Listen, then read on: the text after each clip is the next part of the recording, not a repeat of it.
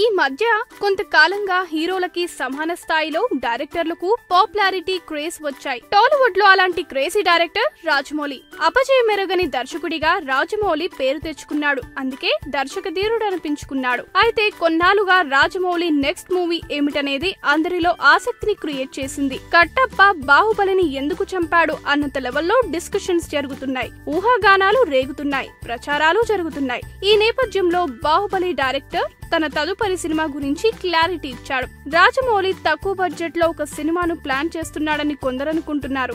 అదేం లేదు, visual effects తో కూడిన భారీ బడ్జెట్ తో ఉంటుందని మరికొందరు అంటున్నారు. ఈ విషయంపై రాజమౌళి తాజాగా ఓ ప్రకటన చేశాడు. తాను చేయబోయే మూవీ లో బడ్జెట్ కాదని, అలాగని గ్రాఫిక్స్ తో కూడిన భారీ బడ్జెట్ మూవీ కూడా కాదని ఆయన స్పష్టం చేశాడు. తన తండ్రి విజేంద్ర ప్రసాద్ ఒక కథను సిద్ధం చేస్తున్నారని, ఎమోషన్స్ కి ప్రాధాన్యతనిచ్చే కథా కథనాలతో ఈ సినిమా ఉంటుందని తెలిపాడు. స్క్రిప్ట్ సిద్ధం కాగానే నటీనటులు, సాంకేతిక నిపుణుల ఎంపిక ప్రారంభమవుతుందని వెల్లడించాడు రాజమౌళి.